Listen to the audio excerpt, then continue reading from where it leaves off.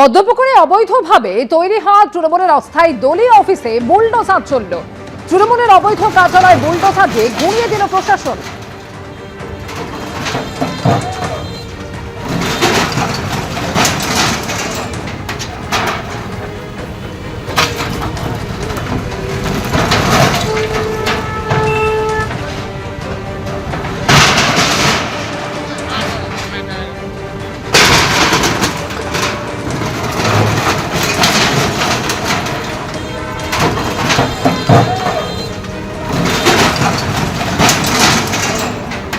টেলিফোনে রয়েছেন আমাদের সঙ্গে আমাদের প্রতিনিধি অরিত্রিক ভট্টাচার্য। অরিত্রিক, অবৈধভাবে গড়ে উঠেছিল এই কার্যালয়, যা একেবারে গুঁড়িয়ে দেওয়া হলো বুলডোজার দিয়ে।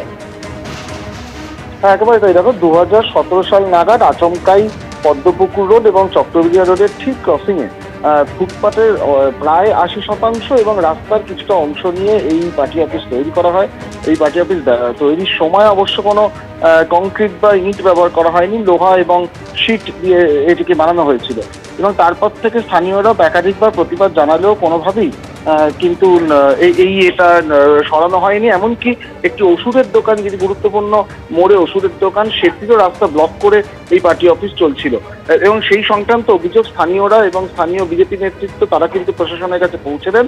এবং তারপর আজকে সকালবেলা এসে একেবারে কিছুক্ষণের মধ্যেই বুলডোজার দিয়ে এই সম্পূর্ণ যে পার্টি অফিস অস্থায়ীভাবে তৈরি হয়েছিল, অবৈধভাবে তৈরি হয়েছিল, সেটিকে ভেঙে গুঁড়িয়ে দেওয়া হয়।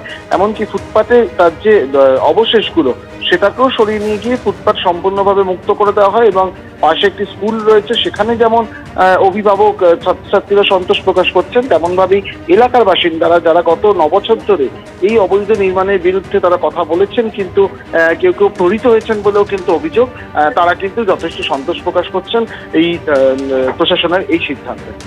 ধন্যবাদ অরিত্রিক।